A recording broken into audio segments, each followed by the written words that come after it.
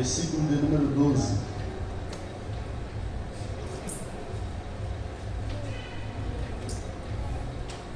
1 Samuel capítulo 1, versículo 12. Estou alegre de estar aqui nessa noite, fazendo a vontade do Senhor, adorando a Ele na beleza da sua santidade. Diz assim: e sucedeu que, perseverando ela em orar perante o Senhor, Eli fez atenção à sua boca, porquanto Ana no seu coração falava, e só se moviam os seus lábios, porém não se ouvia a sua voz, pelo que Eli a teve, porém, embriagada. E disse-lhe Eli: até quando estarás tu embriagada? Aparta de ti o teu vinho. Porém Ana respondeu e disse: não, Senhor meu, eu sou uma mulher atribulada de espírito, nem vinho nem bebida forte tenho bebido, porém tenho derramado a minha alma perante o Senhor. Levanta a tua mão para o céu, vamos orar. Senhor nosso Deus, eterno e soberano Pai, nós entramos em tua presença, Pai, pelo poder que é no teu nome clamamos com toda a humildade no nosso coração. Labácia, canderrécia, labacandaramácia, Espírito Santo da verdade, cubra-nos com tua glória, com tua graça, com tua presença, com teu renovo, com tua unção. É a unção do seu Espírito que liberta, que transforma, que realiza. Deus, joga por terra nesta noite toda obra maligna, toda fúria de Satanás, todo espírito imundo das trevas, dissipa com tua glória e derrama a tua unção, muda a atmosfera espiritual deste lugar. Alabácia, mandou comandácia, rebácia, mandou cobacéu. Espírito Santo, abre o nosso coração para compreender, para entender a revelação do teu Espírito. É o que nós lhe pedimos e lhe agradecemos, em nome de Jesus. Podemos assentar, por gentileza, adorando o Senhor. Nós queremos a palavra do Senhor. O texto que lemos, eu não tenho muito tempo, mas eu gostaria de explicar em poucas palavras, em palavras simples, os mistérios que o Senhor revelou no meu coração.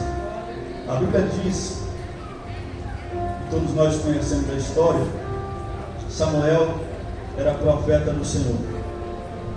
O livro que lemos é o livro de 1 Samuel, escrito pelo próprio Samuel. Mas Samuel está contando a história que aconteceu com a sua mãe. Samuel está contando a história da sua mãe. O autor do livro é Samuel, lemos 1 Samuel, e Samuel está começando a história, porque a história não começa com Samuel, a história começa com quem deu a luz a Samuel.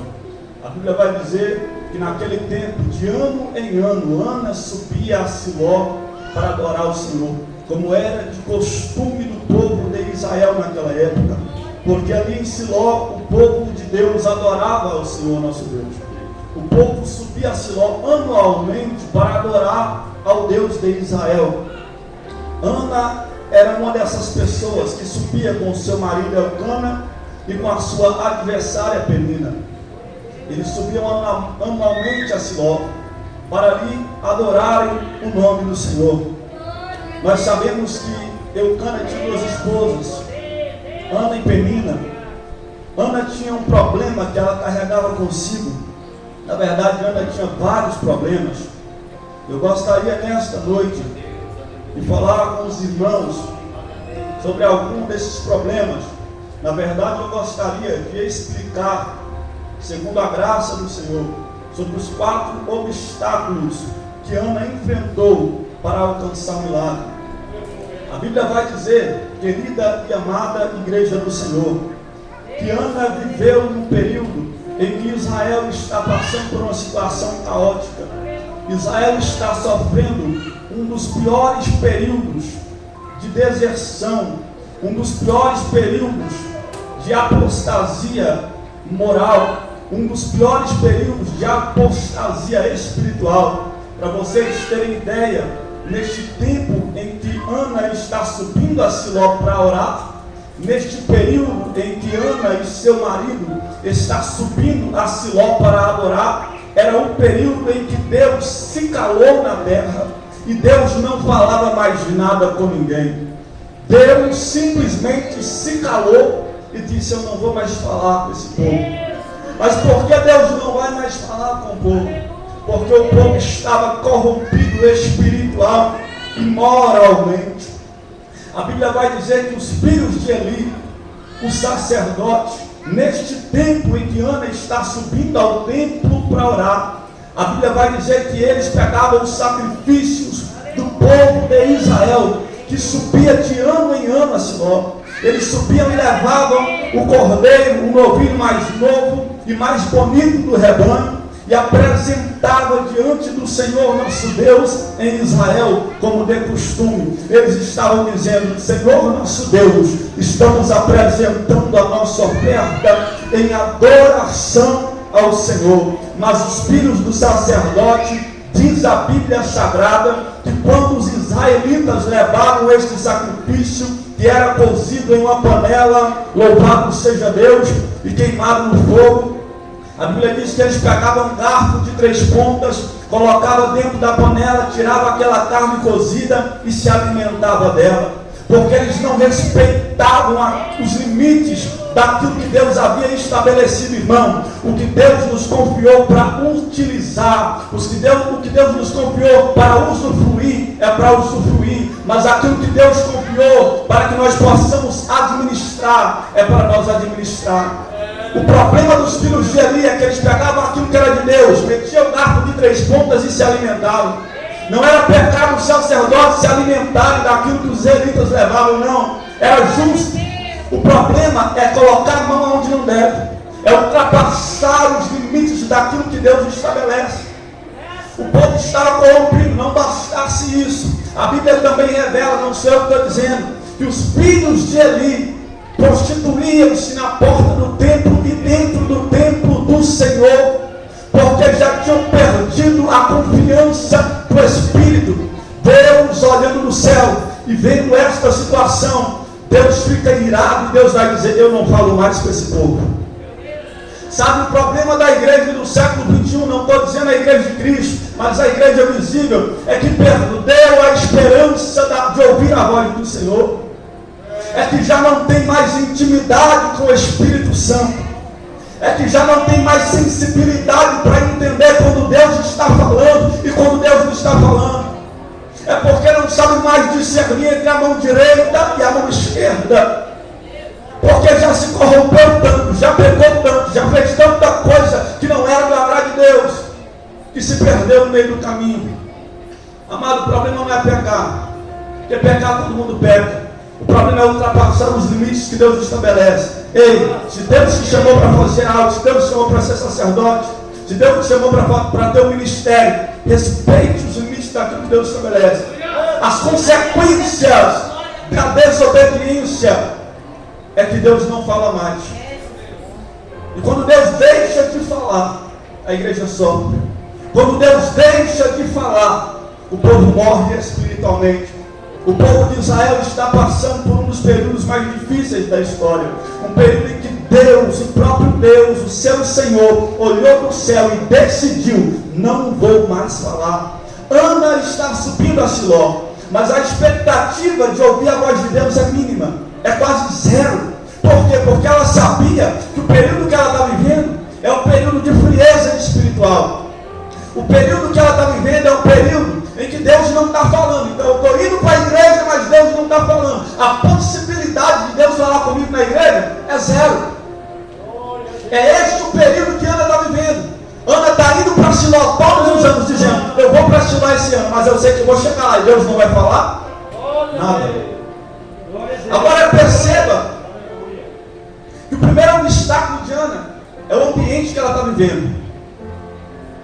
E esse tem sido o obstáculo que a igreja tem sofrido. O primeiro obstáculo da igreja é o ambiente que ela vive. O ambiente de pecado. O ambiente de destruição espiritual e moral. Um ambiente onde as pessoas já não respeitam mais os limites que Deus estabelece e começam a fazer do que é santo profano, e começam a profanar as coisas de Deus, as coisas do Espírito Santo, começam a profanar o Evangelho de Cristo.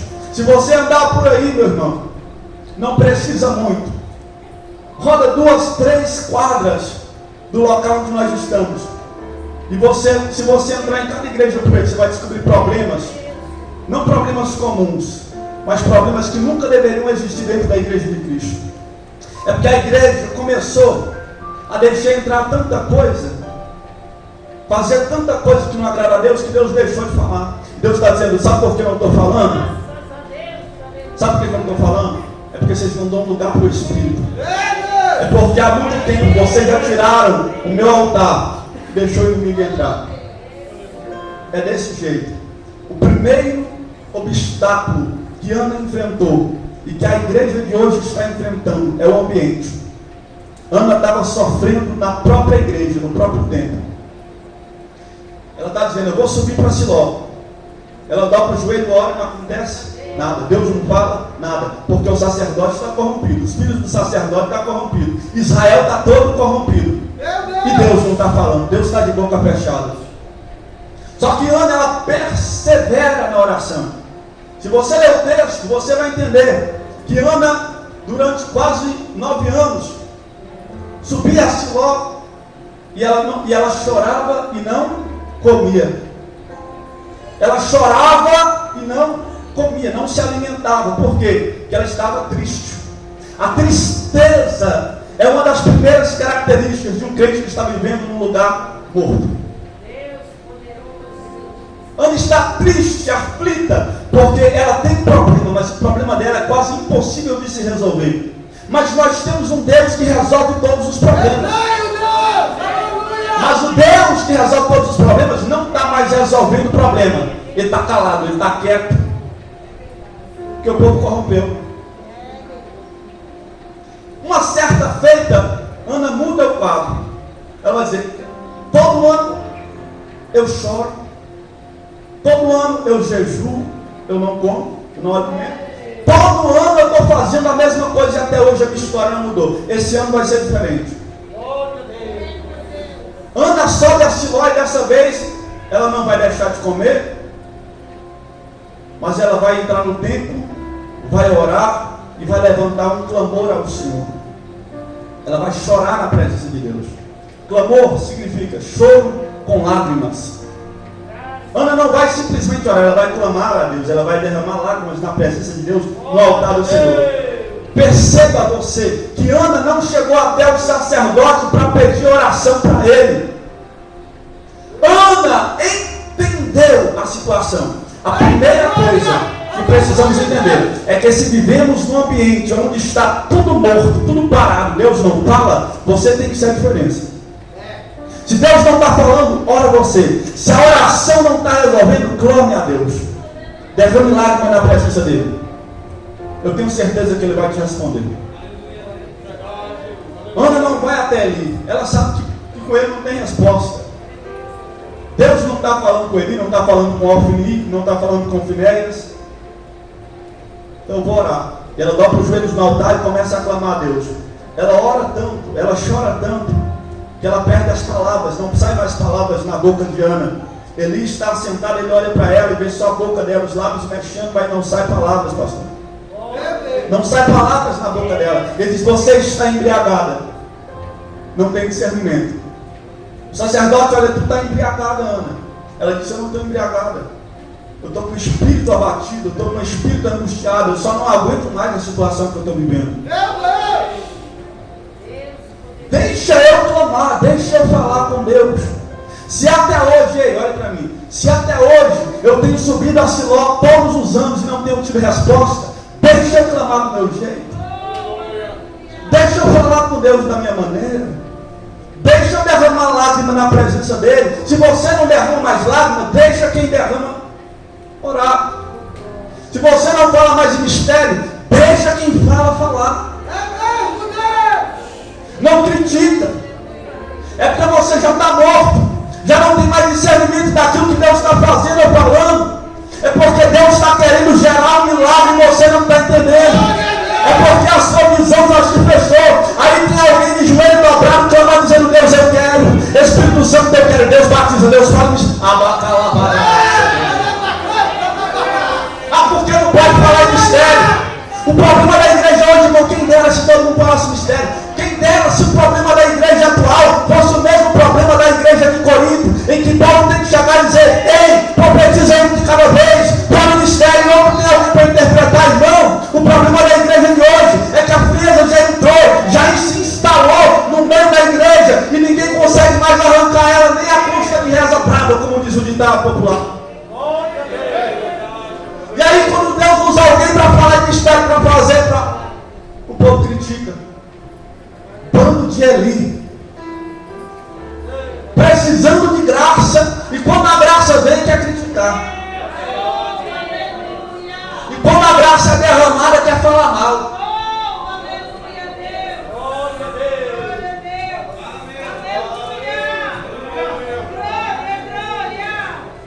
O ambiente que Ana está vivendo é o primeiro obstáculo que ela tem que enfrentar, que ela vive num lugar de corrupção. O segundo obstáculo é a sua própria esterilidade. Ana era estéril. Ana não podia ter filhos, e o problema de Ana era esse. Se eu vou pregar, se você quiser ouvir, então preste atenção. O problema de Ana é que ela era estéril, e ela precisava resolver esse problema, porque Penina, a sua adversária, irritava ela. A Bíblia não utiliza essa palavra, irritava ela. Eu estou pregando para pessoas aqui que já estão irritadas, estão irritados, porque você tem um problema, seu problema não se resolve, tem alguém que sempre toca na sua ferida. Fulano tem um problema, Ciclano tem um problema. Você conhece Fulano? Conheço. Você sabia que ele tem um problema? O problema de Ana era esse. A minha própria esterilidade, eu não consigo gerar. A fama, ouça isso. A fama que Ana levava era de uma mulher improdutiva. Uma mulher improdutiva naquela época era nada, era menos que nada. A única coisa que uma mulher poderia fazer naquele tempo, que levasse para ela o nome de honra, era gerar filhos, e ela não podia fazer isso. Tem alguém acabando com a sua honra pela cidade. Tem alguém destruindo o seu nome, é mesmo dentro da igreja. Tem alguém tocando a tua ferida todos os dias, simplesmente para te irritar. A Bíblia diz que Penina irritava Ana todos os anos. Ana está irritada. Ela chora e não come. Um dia ela diz: eu não vou jejuar mais, eu não vou deixar de comer, eu não vou chorar, eu vou chorar na presença de quem pode resolver o meu problema. E ela desce na oração. Então, o segundo obstáculo que ela tem que enfrentar para que o milagre aconteça é a sua própria esterilidade. Ela tem dificuldade de gerar. A igreja de hoje também tem dificuldade de gerar. Olha para o seu lado, você vai entender o que eu estou falando. Olha para o banco aí do seu lado. Quantas pessoas temos? Hoje é um culto de domingo. Cultos de domingos, no tempo em que eu converti, era assim, ó. É porque a igreja não está mais gerando esterilidade espiritual. É que a mensagem que nós pregamos hoje não gera mais salvação. Alguém que está ouvindo a palavra de Deus não está entendendo nada, ele entra e sai da mesma forma, e às vezes sai pior, murmurando, criticando porque ele não entendeu nada e Deus não falou. Quando Deus está falando, é diferente. Quando Deus está falando, tem milagre. Quando Deus está falando, tem resposta. Quando Deus está falando, tem salvação. Quando Deus está falando, tem libertação, tem remissão. A igreja passa por um certo problema, esterilidade espiritual. Me conta a última vez que você pregou para alguém, no seu trabalho, até na rua. Não, vou mais fundo. Me conta a última vez que você ganhou uma alma para Jesus.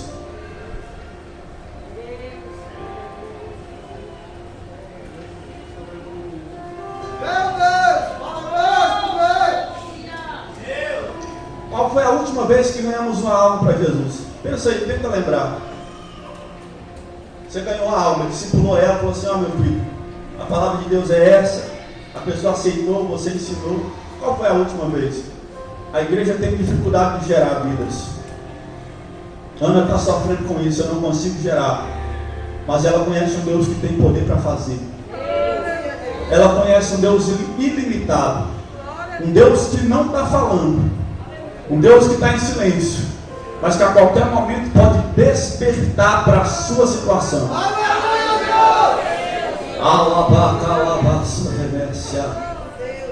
Levanta a tua mão para o céu, vou profetizar na sua vida. O tempo pode ser difícil. Você pode estar muito tempo clamando. Deus pode estar em silêncio. O ambiente pode ser desfavorável. Mas Deus está dizendo para você nesta noite: se você clamar, eu levanto do trono e respondo. Pode abaixar a sua mão. Terceiro obstáculo que Ana está vivendo: o tempo. Toda promessa passa pelo teste do tempo. Ana nem promessa tinha. Tem gente que pensa que Ana tinha promessa. Ela não tinha promessa. Ela só tinha um problema. Qual o problema dela? Alguém irritando ela, dizendo: eu quero. Alguém dizendo: você não pode. Ela dizendo: eu quero ser. Você não é, eu quero ser. 9 anos clamando a Deus, aproximadamente, e nada de Deus responder. A gente clama a Deus uma semana e quer resposta. E se Deus não falar, a gente ainda põe Deus contra a parede, e parece que Deus é obrigado a fazer alguma coisa por mim e por você, porque senão Ele não é Deus.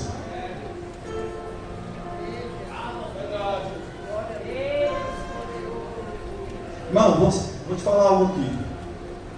Pode falar que eu estou falando dele, não tem problema. Eu vou te falar algo. Você não tem direito de desistir. Você não tem direito de desistir.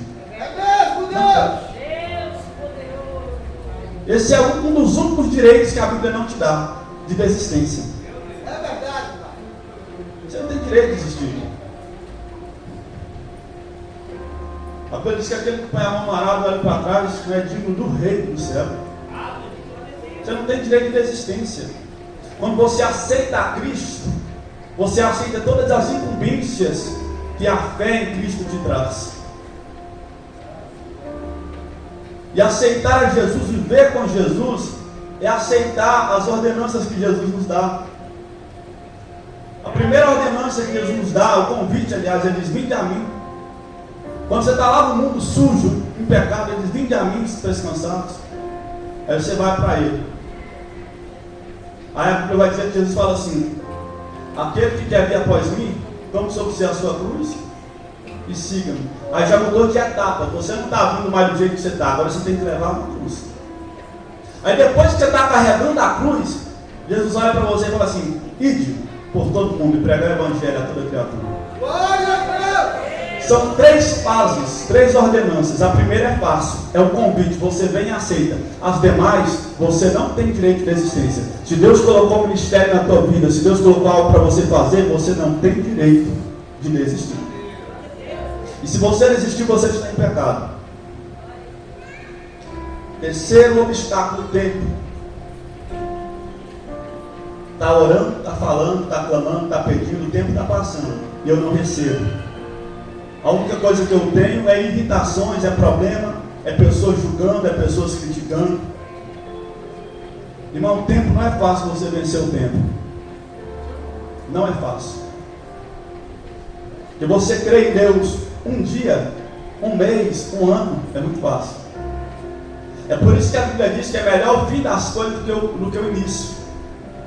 Porque o início é muito fácil. O início é vinde a mim. Aí você vem do jeito que você está. O problema é permanecer. Irmão, o início é muito fácil. Deus está te chamando para algo mais profundo. O que Deus requer de nós é firmeza espiritual. O que Deus requer de nós é estrutura espiritual. Quantas pessoas você conheceu que outrora estava aqui sentado ao teu lado, clamando a Deus, falando de mistério, cantando no conjunto, em cima desse altar e hoje não está mais. É porque, sabe por quê? O início é muito fácil. Em contrapartida a isso, existem obreiros de cabelo branco nesse altar e em outros altares da vida, que passaram por tanta coisa, pode ter todos os defeitos, mas tem estrutura espiritual para suportar. Não, vou repetir, o início é muito fácil. Não se engane, não se iluda com o início das coisas. Não se iluda. Nos percalços da vida existem tribulações que você nem passou ainda, mas que você um dia vai ter que passar. E que vai ter momentos que você vai pensar em parar, em desistir. Mas você não tem esse direito. Quarto obstáculo para a gente encerrar. O gênero. Ana, por ser mulher, em primeiro lugar, além de ser menosprezada pela sociedade, não poderia receber de Deus uma resposta direta espiritualmente falando. Que esse ofício naquele tempo era sacerdotal. É por isso que o Eli, o sacerdote, está olhando para ela e está dizendo: uma mulher aqui no templo, orando a Deus, e ainda falando desse jeito, está embriagada.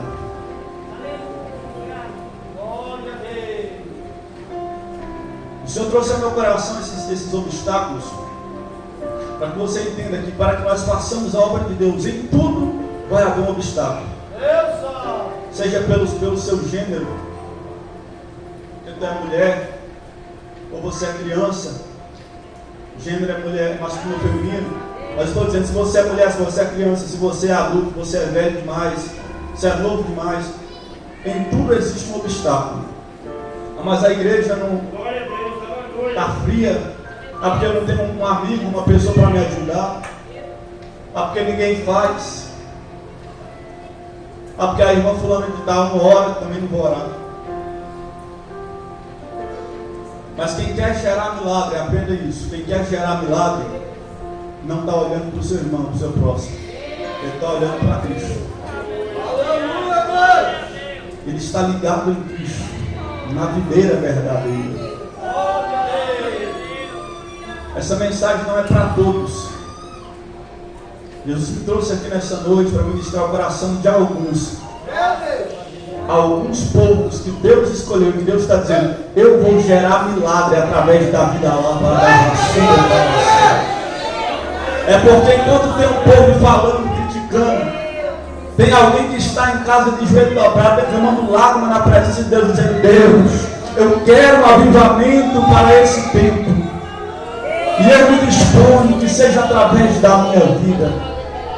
Enquanto tem gente falando mal de você, e você está clamando a Deus, pedindo a presença do Espírito Santo na sua vida, Deus está dizendo: eu vou realizar, eu vou levantar, eu vou sustentar, eu vou encher, eu alabar-se a raça.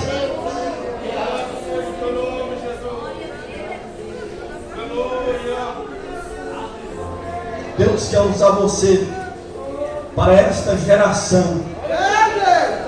Deus quer levantar você para este tempo, para te usar na terra com autoridade, com poder. Porque Deus não faz mais milagre, Ele faz. Ele só não faz através da vida de quem está corrompido. Mas se você se disponibilizar, se você dobrar teu joelho, se você quiser como Ana, entrar na igreja, clamar, chorar na presença de Deus, Deus faz através da sua vida. Deus dá um filho a Ana, e o filho de Ana está escrevendo esse livro de 1 Samuel. Ele está contando a história de sua mãe, dizendo: eu tive uma mãe, a minha mãe era mulher de Deus. Você não está entendendo? Samuel está dizendo: nem tudo começou aqui. A história não começou quando eu ungindo a Davi. A história não começou quando eu ungi a Saul. Não, a história começou quando minha mãe, uma serva do Senhor, dobrou o joelho, aleluia, na igreja de Eli. Minha mãe dobrou os joelhos na igreja de Eli, lá em Siló, e falou com Deus, e Deus respondeu, e eu nasci. Através da oração de um crente, Deus muda a história de uma nação.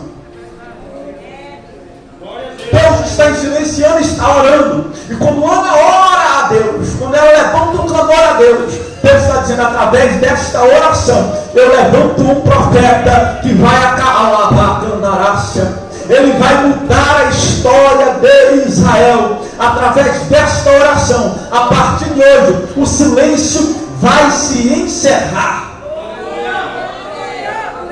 Através de uma oração. Fale com Deus. Se ninguém quer fazer, faça você. Disponibilize o seu tempo para Deus. Dobre os seus joelhos, clame na presença dele. Ele vai te ouvir. Você não precisa, ouça isso, você não precisa da aprovação de ninguém para orar. Você precisa da aprovação de Deus, das pessoas para muitas coisas. Mas uma das poucas coisas que você não precisa da aprovação de ninguém é para orar.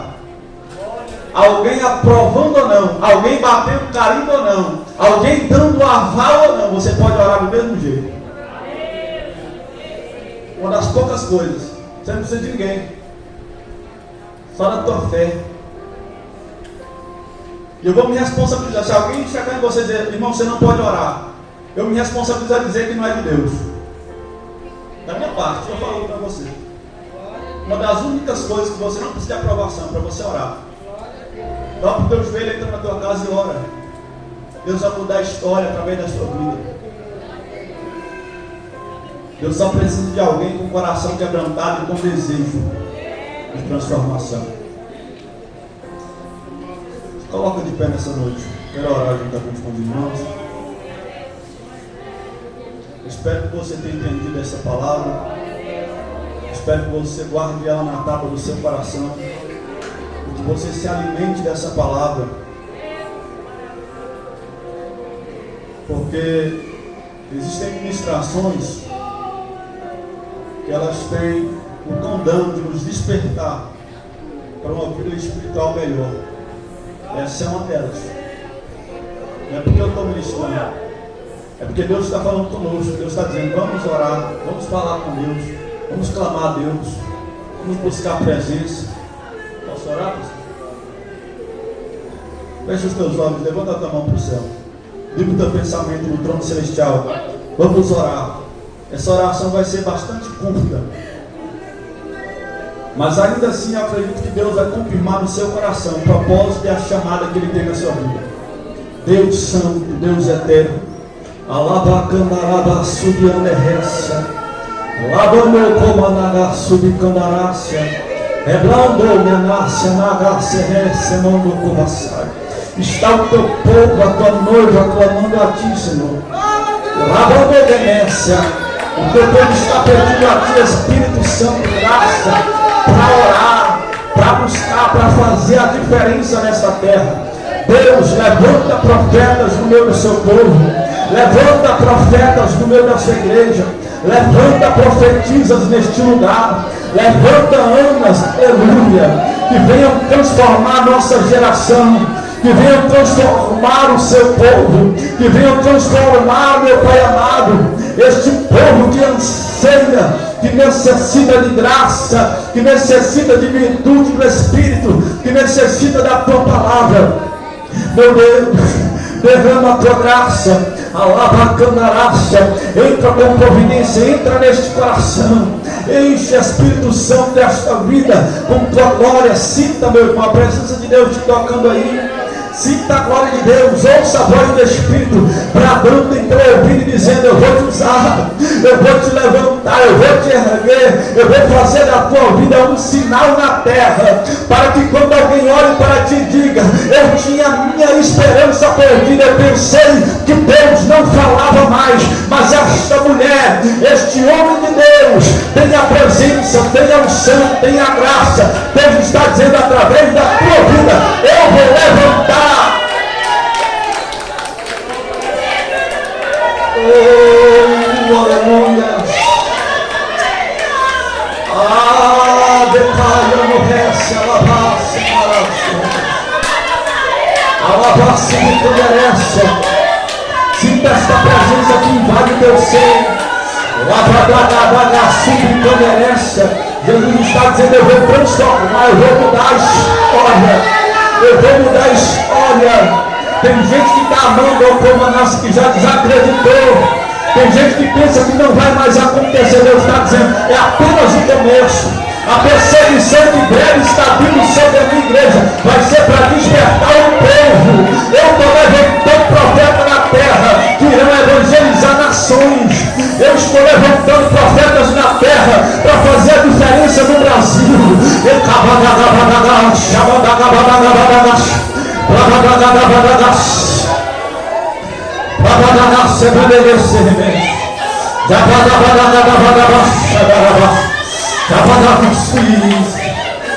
Olha o que Deus está fazendo aí.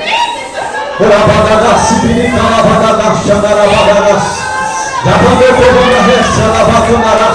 meu Deus está dizendo, eu coloco uma chama no rabão meu, remessa. Eu não vou por vassalha. Existe uma chama de espírito. Abranda o povo na sébia. Que abranda o povo na sibicandécia. A unção que eu derramei sobre ti foi para tu profetizar. Quantas vezes eu vou colocar em teu coração palavra e tu se cala. Eu sou Deus que te chamei na terra para profetizar. Ainda que não me comanância, que muitos se levantem. Não temas diante do povo. Eu sou Deus que te chamei. E não me comanância te leva a lugares que nunca pisou o teu pé. Abraço e endereço e tu dizes Deus. Quanto tempo tu já me prometeu e não vejo a promessa se cumprir. Tu disse que eu iria gravar, tu disse que eu iria fazer. Eu estou dizendo, cumpro na tua vida porque eu sou Deus.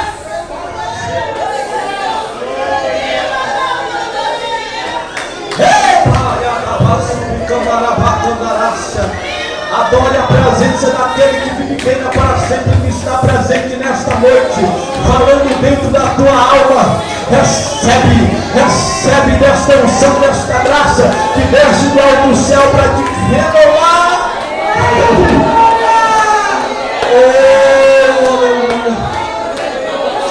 Ah, meu Deus.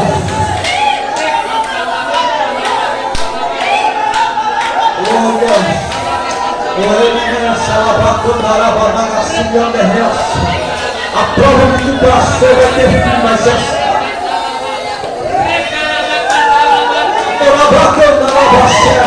tu tem que dizer até quando eu vou sofrer esses problemas. Eu digo a ti, meu filho, não temas, eu te levantei e eu te grande homem nesta terra. Tu dizes, Deus, eu tenho sofrido, porque muitos não têm ouvido. Alabaça. Eu te digo, eu te chamei. Espera somente ver o teu passo. Aleluia. Alabaça. Aleluia.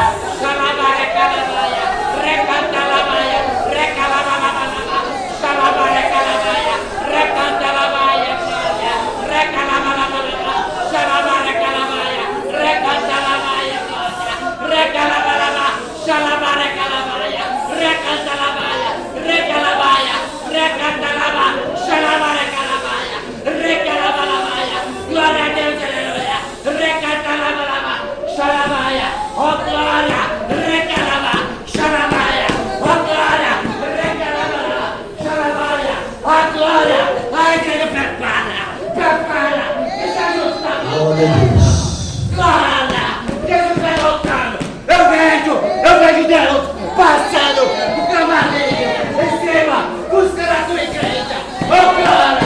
Eu vejo muitos, não vai, muitos que estão preparando para subir. Oh, glória! Prepara, igreja, porque Deus, Deus está voltando. Vem, Deus está voltando. A glória, vamos achar na presença de Deus. Cada dia mais. Deus está voltando. Oh, glória, Deus, aleluia. Meus irmãos, a presença do Espírito Santo foi real nas nossas vidas. Deus abençoe o conjunto, o departamento de senhoras que está coordenando, missionária